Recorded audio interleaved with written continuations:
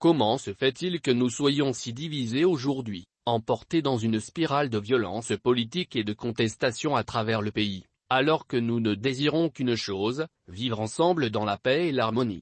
Nous qui partageons une histoire millénaire, nous qui sommes fiers d'avoir bâti une nation qui a toujours exprimé notre volonté de vivre ensemble tout au long de ce temps, nous qui décidâmes de partager un destin commun eu égard à notre identité commune.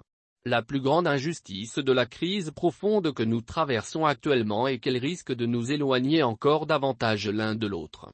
La crise aura certainement des effets sur beaucoup d'entre nous et le plus lourd tribut sera payé par celles et ceux qui ont subi dans leur chair les effets de la violence, de l'isolement, et de la misère. Et le paradoxe, c'est comment résister à l'angoisse, à la résignation, au désespoir pour chercher des chemins de réconciliation? Nous avons besoin d'un nouveau départ. Il faudrait d'abord changer nos façons de faire, changer notre logique. Il faudrait s'ancrer davantage dans la réalité et les besoins des communautés, et non des groupes d'intérêt. C'est ce qu'il faudra faire pour commencer à changer le Mali, qui en a vraiment besoin aujourd'hui plus que jamais. Il faut sortir du cynisme. Il faut se donner l'espace de réfléchir, hors des nécessités du pouvoir et des discours actuels, pour réinventer notre pays.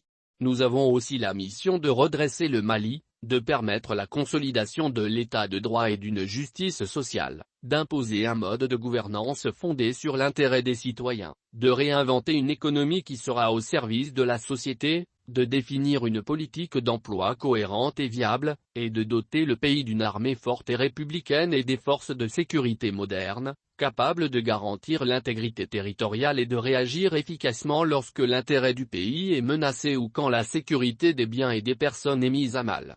Notre histoire millénaire nous apprend que toute politique qui prône la supériorité d'un groupe sur un autre aboutit inévitablement aux impasses et à l'échec. C'est sur le respect des droits de tous que se fonde l'unité nationale et une paix juste, digne, et durable. Le respect de la vie et de la liberté de chacun est constitutif de la paix, de même, l'accès aux biens essentiels comme la santé, et l'éducation. Toute politique divisionniste qui lèse la dignité de la personne humaine, est une atteinte à l'unité nationale et à la paix. Nous devons maintenir notre détermination pour la réforme administrative et la réconciliation politique et sociale, et insister toujours sur la protection des minorités qui a toujours été une obligation morale et religieuse dans notre société. Nous devons faire ce qui est juste et nécessaire pour sortir ensemble plus forts de la crise. Notre riche histoire et notre diversité doivent toujours être une force dans le Mali de demain. Notre singularité qui est née de notre persistance doit nous permettre de faire encore mieux. La convergence africaine pour le renouveau, car, n'a de cesse qu'au sein de notre nation, aujourd'hui tout entière touchée par la peur du lendemain, chaque citoyen puisse laisser germer les graines de paix qu'il porte en lui, graines de la reconnaissance mutuelle, graines de la fraternité et de la solidarité. C'est la solidarité et la fraternité qui pourront libérer nos citoyens de l'engrenage du désespoir et de l'échec, de se rendre compte de leurs propres valeurs, et leur restituer la fierté de leur histoire. Aujourd'hui, plus que jamais, la paix dans notre pays est un véritable défi pour l'ensemble des citoyens.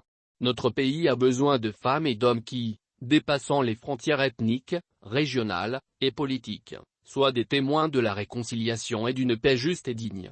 Dans l'esprit du dialogue, nous devons tout faire pour que les semences de la communication germent entre les différents groupes de citoyens. Puissent les graines ainsi semer germer et porter les fruits d'un développement durable. Ce serait le meilleur moyen de faire germer une paix durable. Le maintien d'une telle paix offre le cadre et la sécurité qui permettent à notre nation de renaître de son sol et d'atteindre le niveau souhaité de développement.